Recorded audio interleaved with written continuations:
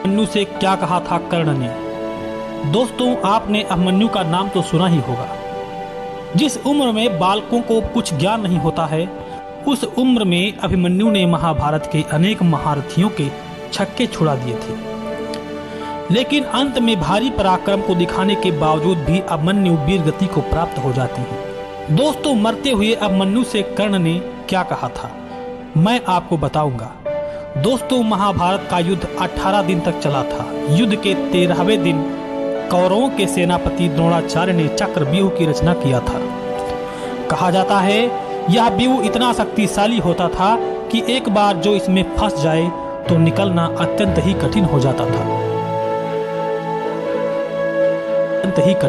था, क्योंकि कौरवों ने षड्यंत्र करके अर्जुन को युद्ध भूमि से दूर कर दिया था और इधर चक्रव्यूह का भेदन करने वाला पांडवों की सेना में कोई भी नहीं था। फिर अभिमन्यु ने धनुष विद्या का अद्भुत ज्ञान कर्तव्य दिखाते हुए चक्रव्यूह में प्रवेश किया।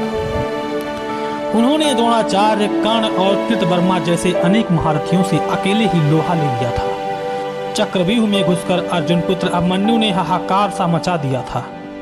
उसने द्रोणाचार्य के धनुष को काट दिया। देखते देखते कर्ण को 8, कृतवर्मा को 5 और शकुनी को 22 बाण मारे। दुर्योधन, दुशासन और कृपाचार्य अभिमन्यु के सामने आने की हिम्मत नहीं कर सकते थे। इसी बीच दुर्योधन के पुत्र लक्ष्मण और अभिमन्यु का युद्ध होने लगता है, जिसमें अभिमन्यु ने लक्ष्मण का सिर धड़ से अलग कर दिया। यह देखकर दुर्योधन कुपित होकर कर्ण से बोला, हे कर्ण, कुछ भी करो, लेकिन इस बालक को सूर्यास्त होने से पहले ही मार दो। जब अकेले एक महारथी के बस में यह वीर नहीं आ रहा था, तब 10 महारथी एक अकेले योद्धा से युद्ध करने लगे। अकेले अभिमन्यु बिना विचलित हुए 10 महारथियों से अकेले बाणों से उनका जवाब दे रहे थे। तब द्रोणाचार्य ने कर्ण से कहा, जब तक इस बालक के हाथ में धनुष है, इसे मारना असंभव है। तब सभी महारथी मिलकर अभिमन्यु पर एक साथ आक्रमण करने लगे। मौका मिलते ही कर्ण ने अभिमन्यु का धनुष काट दिया और अश्वत्थामा ने उसके रथ को तोड़ दिया। उन्हें तनिक भी दया नहीं आई कि एक 16 वर्षीय बालक को मारने के लिए इतने सारे महारथी लगे। अभिमन्यु रथ से नीचे गिर पड़े और अपना गदा उठा लेते हैं और इसके बाद अभिमन्यु का दुशासन के साथ गदा युद्ध होने लगा। अत्यंत घायल होने के बाद भी जब अभिमन्यु लड़ते जा रहे थे फिर कर्ण ने उन्हें धराशायी कर दिया और कर्ण ने अभिमन्यु से कहा, हे वीर, विश्व का सर्वश्रेष्ठ धनुर्धर बनने का प्रतिस्पर्धा तो मेरे और अर्जुन के बीच में था, लेकिन तुमने आज इतना पराक्रम दिखाकर हमसे सर्वश्रेष्ठ धनुर्धर का ताज छीन लिया है। अब दुनिया कहेगी इतने सारे महारथियों ने मिलकर एक अकेले अभिमन्यु का वध किया है। अब तुम इस नर्क रूपी संसार को छोड़कर हमेशा के लिए स्वर्ग चले जाओ।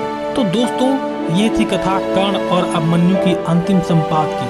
दोस्तों, आपको बता दें कि यह कर्ण के बिना पूरा महाभारत की कल्पना भी नहीं की जा सकती, क्योंकि कर्ण एक ऐसा योद्धा था जो सबसे दानवीर था, लेकिन कुसंगति की असर सब पे पड़ता है। कुसंगत के कारण उसने ऐसा ही किया जो उसे नहीं करना था। अभिमन्यु